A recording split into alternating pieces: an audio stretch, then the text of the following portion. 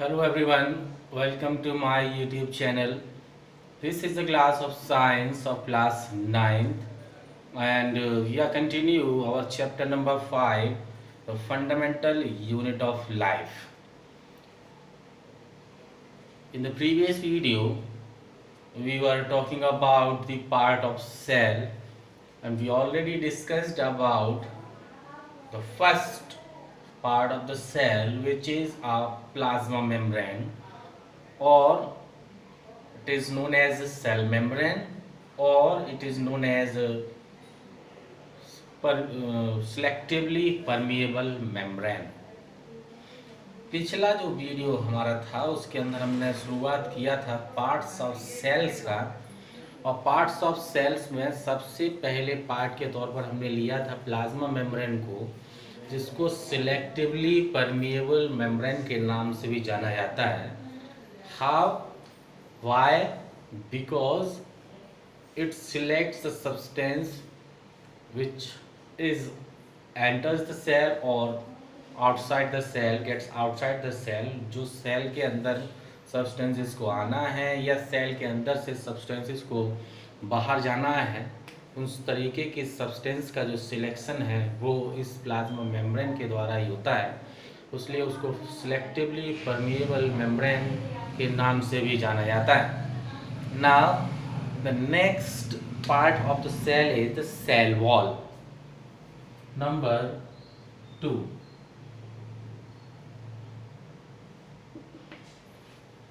Cell wall.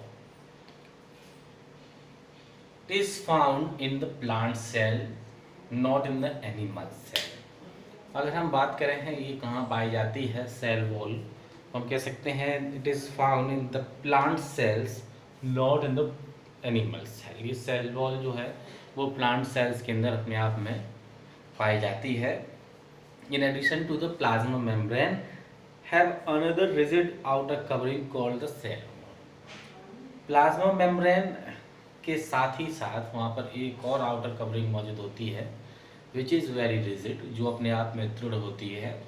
That is known as cell wall which is present in a plant cell. ये इसको cell wall कहते हैं, जो कि एक और आउटर कवरिंग है सेल की, रिजिड आउटर कवरिंग है. इस तरीके से सेल मेम्ब्रेन को भी हमने जाना था, वो भी अपने आप में एक आउटर कवरिंग के तौर पर जानी जाती है. तो क्वेश्चन यहाँ पर बन सकता है which one is the outer covering of the cell. तो वहाँ पर हमें ये देखना होगा कि एनिमल सेल के बारे में पूछा गया है कि प्लांट सेल के बारे में पूछा गया है. तो ये अपने आप में बड़ा ही इम्पोर्टेंट रहेगा जानना, क्योंकि अगर हम हर जगह आंसर अगर हम देंगे प्लाज्मा मेम्ब्रेन तो गलत है, और अगर हम दोनों के केस में अगर आंसर देंगे सेल वॉल तो गलत रहेगा. दोनों का आंसर हमें देखेंगे अलग अलग हो जाएगा, क्योंकि ये सेल वॉल जो है lies outside the plasma membrane. Plant cell के अंदर ये जो सेल वॉल है वो प्लाज्मा मेम्ब्रेन के बाहरी तरफ मौजूद रहती है, यानी outer covering, outer most covering है ये प्लांट सेल की. तो प्लांट सेल के अंदर हम आउटर मोस्ट कवरिंग की बात करेंगे तो हम कहेंगे सेल वॉल है, और वहीं पर एनिमल सेल के अंदर हम कहेंगे कि आउटर कवरिंग कौन सा है, तो हम कह सकते हैं कि वो एनिमल सेल के अंदर प्लाज्मा मेम्ब्रेन है. तो इस तरीके से क्वेश्चन बन सकता है. Cell wall outer rigid outer covering है जो कि प्लांट सेल के अंदर पाई जाती है. ये प्लाज्मा मेम्ब्रेन के बाहर की तरफ होती है. तो प्लांट सेल वॉल जो है, यानी कि सेल वॉल की अगर हम बात करें, that is made up of the cellulose. That is made up of cellulose. अब सेल्यूलोज से मिलकर बनी होती है. Cellulose are what? Cellulose is a complex substance and provide the structural strength to the plants. Cell wall की अगर हम बात करें, ये सेल्यूलोज से मिलकर बने रहते हैं. सेल्यूलोज और सेल्यूलोज की अगर हम बात करें तो वो कार्बोहाइड्रेट से मिलकर बने रहते हैं, और कार्बोहाइड्रेट्स को हम जानते हैं ये अपने आप में एक तरीके से एनर्जी फूड्स के तौर पर जानते हैं. ये एक तरीके से स्ट्रेंथ देते हैं बॉडी को. तो उस तरीके से जो सेल वॉल जो है सेल्यूलोज से मिलकर बनी है, और ये जो सेल्यूलोज से मिलकर बनी होने के कारण ये एक तरीके से प्लांट बॉडी को स्ट्रेंथ प्रदान करती है, उसको एकदम मजबूत बनाए रखती है. When a living cell loses water through osmosis, there is a shrinkage or contraction of the content of the cell away from the cell wall. अगर हम सेल वॉल की बात करें तो जब सेल वॉल के अंदर से वाटर का वाटर एक तरीके से लूज हो जाता है तो उसके अंदर जितना भी कंटेंट मौजूद है, यानी कि उसके अंदर जितना भी सेल ऑर्गेनल्स मौजूद हैं, वो आउटर कवरिंग से वो जो होते हैं सेल वॉल से एक तरीके से दूरी बना लेते हैं। जब अपने आप में सेल के अंदर से वाटर लूज हो जाता है तो लूज होने के कारण वो सिकुड़ता है। सिकुड़ने के कारण जितने भी सेल ऑर्गेनल्स होते हैं वो एक तरीके से पास पास में आ जाते हैं। पास पास में आने की वजह से वो कम से कम एरिया जो है, कम से कम वॉल्यूम जो है वो कवर करते हैं। कवर करने के कारण जो सेल वॉल होती है और जो जितने भी ऑर्गन्स होते हैं उनके बीच में जो एक तरीके का गैप बन जाता है। और इस प्रोसेस को पूरे प्रोसेस जो ये होता है जिसमें सेल कंटेंट जो है वो इस सेल वॉल से अपने आप में एक तरीके का दूर हो जाते हैं, तो उस प्रोसेस को हम लोग प्लाज्मोलाइसिस के नाम से जानते हैं। इसको हम लोग एक एक्टिविटी करके समझ सकते हैं, और जो एक्टिविटी है हमारी 5.6। According to the activity number 5.6 we have to take a peel of rhoeo leaf. एक पौधा है जिसको रियो के नाम से जाना जाता है, that is a decorative plant. ये अपने आप में डेकोरेटिव प्लांट्स होते हैं। इसकी एक पत्ती हम ले लें और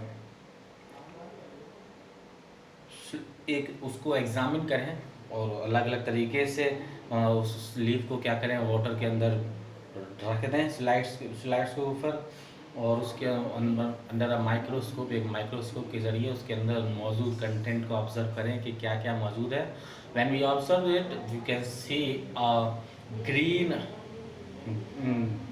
ग्रीन सब्सटेंस और ग्रीन ग्रेनुअल्स। एक तरीके से हमें उसके अंदर हरे हरे तरीके के धब्बे नज़र आएंगे, जिसको हम लोग क्लोरोप्लास्ट के नाम से जानते हैं, which contains a green pigment is known as a chlorophyll. इन क्लोरोप्लास्ट के अंदर एक तरीके से ग्रीन पिगमेंट भरा हुआ होता है, जिसको हम लोग क्लोरोफिल के नाम से जानते हैं, जिसके कारण वो हरे हरे अपने आप में दिखाई देते हैं। एक स्ट्रॉन्ग सॉल्यूशन जो है शुगर और सॉल्ट, या शुगर का सॉल्यूशन बना लें या सॉल्ट सॉल्यूशन बना लें, और उसके कांटेक्ट में उस लीफ को लेके जाएं, फिर माइक्रोस्कोप से ऑब्जर्व करें और फिर देखें कि उसके अंदर हो क्या रहा है। उसी तरीके से अगले वाले में एक्टिविटी में हमें ये करना है कि एक बार रियो लीफ लें, उसको एक तरीके से बॉइलिंग वाटर के अंदर डुबो दें। अभी हमने पहले वाले केस में बॉइलिंग वाटर के अंदर उसको नहीं रखा था, अब हमने दूसरे केस में बॉइलिंग वाटर के अंदर रखा है। बॉइलिंग वाटर में रखने से होगा क्या, जितना भी सेल उसके अंदर रियो लीफ के अंदर मौजूद थे वो अपने आप में ख़त्म हो जाएंगे। Boiling water kills the cells present in a rhoeo leaf. जो गर्म पानी था, उबलता हुआ पानी था, वो उस लीफ के अंदर मौजूद सेल्स को एक तरीके से ख़त्म करा देगा। These are now dead cells. वो अपने आप में डेड सेल्स हो जाएंगे। पहले केस में लिविंग सेल्स थे। उसके बाद सभी एक्टिविटी वही करनी है। अब भी हमें एक शुगर और सॉल्ट सॉल्यूशन बनाना है, जिसके कांटेक्ट में उस लीफ को डाल देना है, और फिर देखना है वो लीफ को एब्सॉर्ब करने देना है शुगर या सॉल्ट सॉल्यूशन को।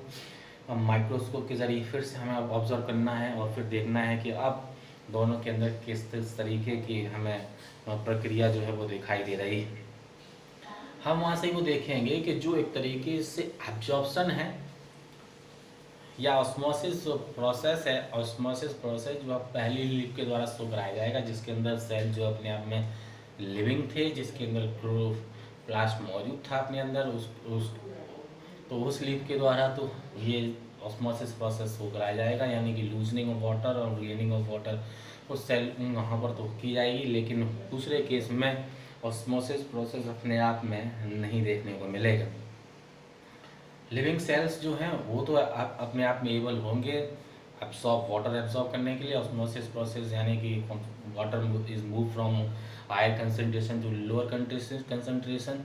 तो अगर हमने जो सॉल्यूशन बनाया था वहाँ पर हायर कंसनट्रेशन है, तो वहाँ से तो वो सेल अपने अंदर एब्सॉर्ब कर लेगा, लिविंग सेल्स हैं इसलिए। लेकिन जो दूसरे केस में वो एब्सॉर्ब नहीं कर पाएगा, क्योंकि वो सेल्स अपने आप में अब जो है वो डेड सेल्स के नाम से जाने जाते हैं, यानी कि वो सेल्स कहीं ना कहीं खत्म हो चुके हैं।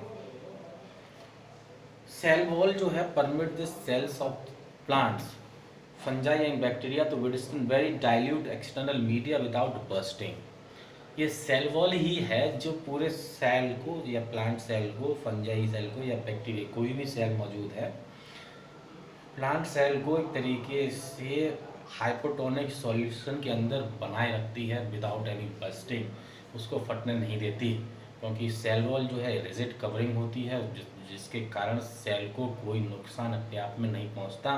अगर वाटर कंसंट्रेशन जो है outside the cell is high, अगर वाटर कंसंट्रेशन जो है अगर सेल के बाहर अपने आप में ज़्यादा हो जाता है, यानी कि डाइल्यूट सॉल्यूशन बनता है, तो उस केस में सेल को नुकसान नहीं पहुंचने देता है। कारण उसका क्या है कि उसके अंदर वो सेल वॉल मौजूद होती है जो कि एक तरह की रिजिड कवरिंग है और सेल को किसी तरीके से ज़्यादा नुकसान अपने आप में नहीं पहुंचने देती। क्यों? अब जब हार्ट कंसंट्रेशन अपने आप में ज़्यादा है तो वो एक तरीके से सेल के ऊपर अपना प्रेशर लगाते हैं, और अगर वो सेल वॉल अगर अपने आप में स्ट्रॉन्ग नहीं होगी तो वो सेल अपने आप में बस्ट कर जाएगा, फट जाएगा, प्रेशर के कारण वो सेल फट जाएगा। लेकिन सेल वॉल के मौजूद होने के कारण वो इस तरीके का प्रोसेस उसके अंदर नहीं होने देता।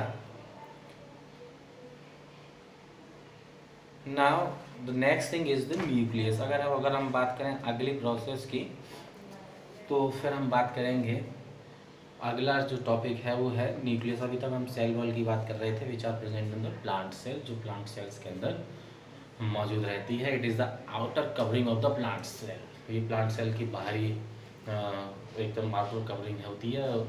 और अगर हम बात करेंगे एनिमल सेल्स के अंदर, तो वहाँ पर आउटर कवरिंग जो है प्लाज्मा मेम्ब्रेन होती है। Now next topic is nucleus. इसको एक तरीके से हेड क्वार्टर के नाम से जाना जाता है।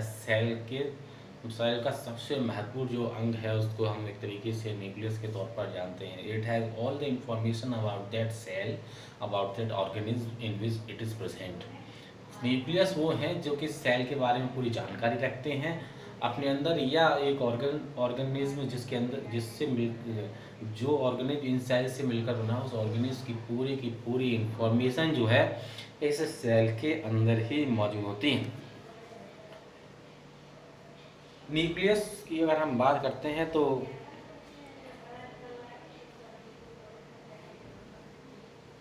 इसको जानने के लिए भी हमारे पास एक एक्टिविटी यहाँ पर दिया गया है 5.7।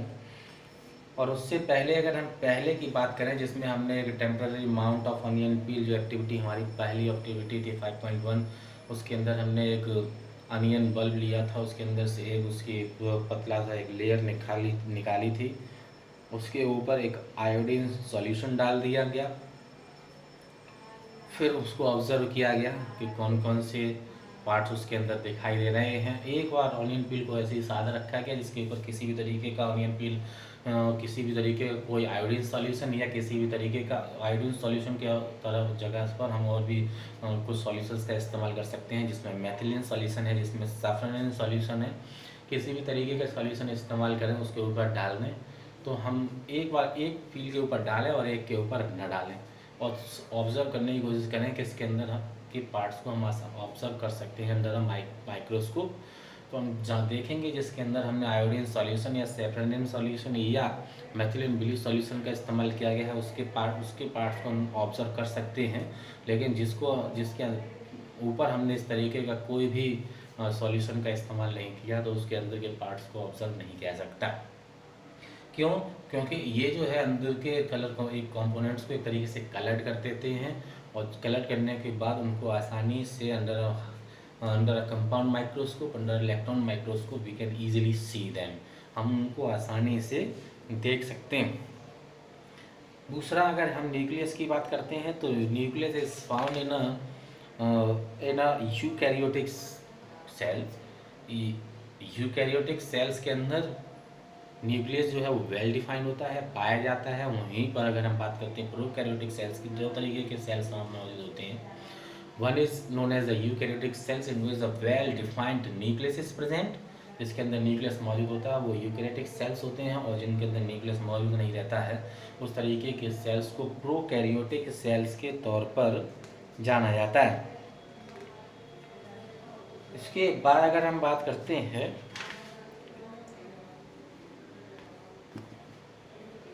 न्यूक्लियस की, it has a double layer covering called nuclear membrane. अब न्यूक्लियस के ऊपर एक तरीके से डबल लेयर मौजूद होती है जिसको हम लोग न्यूक्लियर मेम्ब्रेन के नाम से जानते हैं, और the nuclear membrane has pores which allows the transfer of material from inside the nucleus to its outside. आज इस तरीके से हम सेल के केस में बात कर रहे थे। सेल के केस में प्लाज्मा मेम्ब्रेन होती है जो डिसाइड करती है कौन सा सब्सटेंस सेल के बाहर जाना है, कौन सा सब्सटेंस सेल के अंदर आना है। उसी तरीके से न्यूक्लियस की भी आउटर कवरिंग होती है जो कि ये सुनिश्चित करती है कि, और पोर्स भी मौजूद होते हैं उसके ऊपर जिससे कि न्यूक्लियस के बाहर सब्सटेंस जा सकते हैं और न्यूक्लियस के अंदर भी सब्सटेंस जो है वो आ सकते हैं। That is to the cytoplasm. ये जो है वो साइटोप्लाज्म है। न्यूक्लियस के अंदर जो है आना जाना जो है उसके लिए एक न्यूक्लियर मेम्ब्रेन मौजूद होती है जिसके ऊपर कुछ पोर्स मौजूद होते हैं। That there is a nuclear membrane which is found outside the nucleus and also have some pores which allows to substance to enter in it and get outside of it। Nucleus के अंदर chromosomes मौजूद होते हैं। Nucleus के अंदर है chromosomes मौजूद होते हैं। हम लोग बात कर रहे हैं अब तीसरा जो टॉपिक है हमारा nucleus.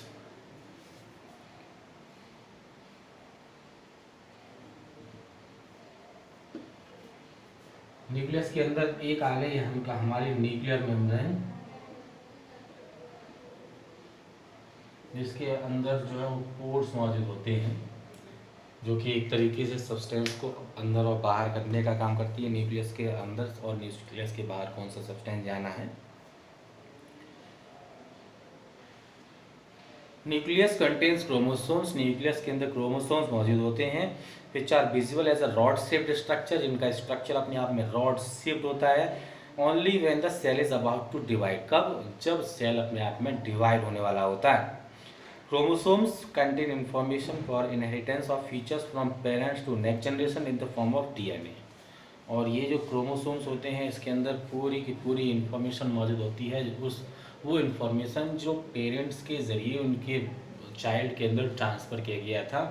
That all the information is present inside the chromosomes. Chromosomes ही वो हैं जिसके अंदर पूरी की पूरी इंफॉर्मेशन मौजूद होती है। वो चीज़ें मौजूद होती हैं जो पेरेंट्स के ज़रिए अपने बच्चे के अंदर ट्रांसफ़र कराई गई होती है इन the form of DNA. DNA के फॉर्म में मौजूद होती है। और डीएनए की बात करें तो डीऑक्सीराइबोन्यूक्लिक एसिड इसका फुल फॉर्म होता है। Chromosomes are composed of DNA and protein. Chromosome जो हैं वो डीएनए और प्रोटीन से मिलकर बने होते हैं। DNA molecule contain the information necessary for constructing और ऑर्गेनाइजिंग सेल। और डीएनए मॉलिक्यूल्स ही वो हैं जिसके अंदर पूरी इंफॉर्मेशन मौजूद होती है कि किस तरीके से सेल्स को ऑर्गेनाइज करना है और उनको कंस्ट्रक्ट करना है, यानी नए सेल का बनना और उनको ऑर्गेनाइज करने की पूरी जो इन्फॉर्मेशन है वो पूरी की पूरी डीएनए के अंदर ही मौजूद होती है। Functional segment of DNA are called genes. DNA भी अपने एक तरीके से सेगमेंट्स में बटे हुए होते हैं जिनको जीन्स के नाम से जाना जाता है। In a cell when which is not dividing, एक सेल जो कि अपने आप में डिवाइड नहीं हो रहा होता है, this DNA is present as part of chromatin material. तब ये जो डीएनए है एक तरीके से क्रोमेटिन मटेरियल के तौर पर मौजूद होता है, which is a thread like structure, जो धागे नुमा आकृति होती है। Whenever the cell is about to divide, जब भी सेल डिवाइड होने वाले होते हैं, the chromatin material gets organized into chromosome। तब वो क्रोमेटिन मटेरियल जो है वो एक तरीके से क्रोमोसोम्स की फॉर्म में कन्वर्ट हो जाते हैं और तब वो जाके सेल अपने आप में डिवाइड होता है। आगे का हम जानेंगे अगले वीडियो।